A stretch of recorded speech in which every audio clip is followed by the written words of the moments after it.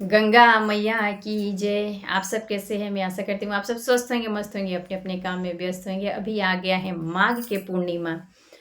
तो माघ के पूर्णिमा के बहुत ही सुंदर, बहुत ही प्यारा एक नहावन गीत में सुनाने जा रही हूँ आप सबके बीच में। आप लोग पूरा सुने और आनंद उठाए। बहुत ही प्यारा है और अपने अपने चैनल पे गाइए, मेरे को बहुत खुशी होगा। तो चलिए देर न करते हुए मैं सुना रही हूँ, आप लोग सुनिए।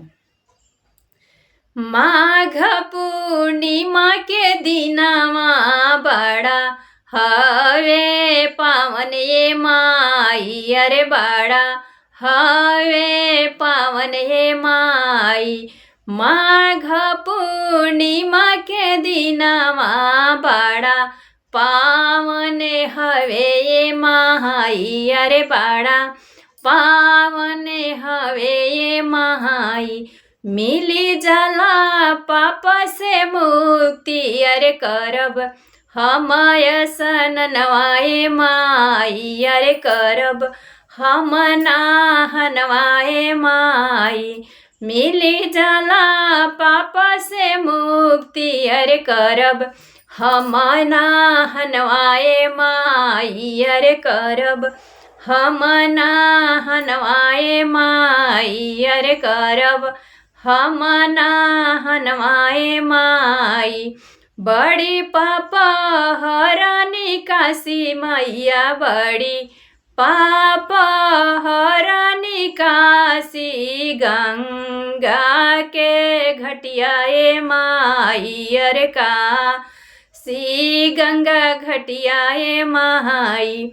बड़ी पापा हरानी काशी के गंगा के घटियाए माई, काशी गंगा घटियाए माई।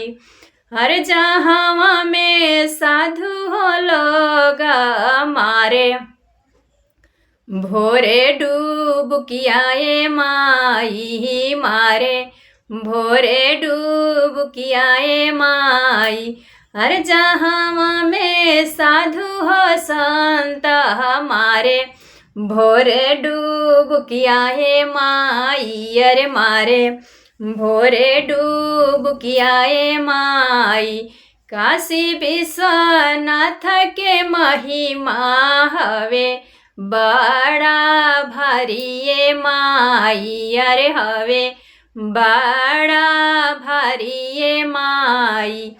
काशी विश्वनाथ के महिमा, अरे हटे बड़ा भारी ये माई, अरे हवे बड़ा भारी ये माई। हर मिट्टी मिली जई है जीवन से मुक्ति, जब करब हम नवाए माई, अरे करब हम नवाए माई। हर मिली जई है जीवन से मुक्ति, अरे करब हम नवाए माई, अरे करब हम नवाए माई।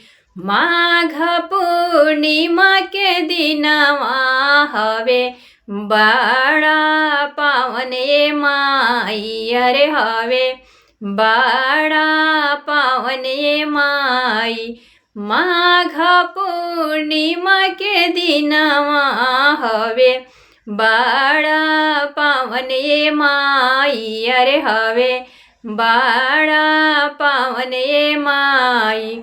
मिली जाला पाप से मुक्ति, अरे करब हम नवाए माई, अरे करब हम नवाए माई।